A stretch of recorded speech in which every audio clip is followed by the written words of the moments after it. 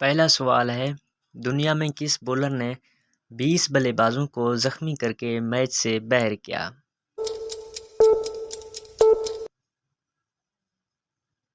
इसका जवाब है शोएब अख्तर। दूसरा सवाल है, दुनिया में सबसे ज़्यादा विकेटें लेने वाला बॉलर कौन सा है?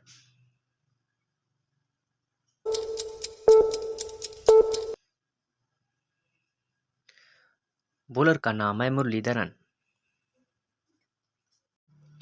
अगला सवाल है, विराट कोहली 99 रन्स पर कितने बार आउट हुआ?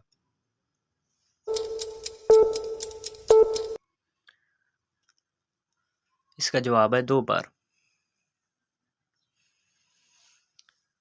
अच्छा, ये बताएं, वो कौन सा बॉलर है जिसके बारे में विराट कोहली ने कहा, मैं इसको खेलते हुए घबराता हूँ?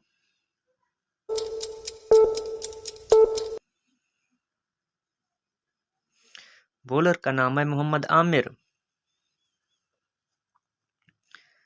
अच्छा, अगला सवाल है, किस खिलाड़ी की बैटिंग करते हुए मौत हुई?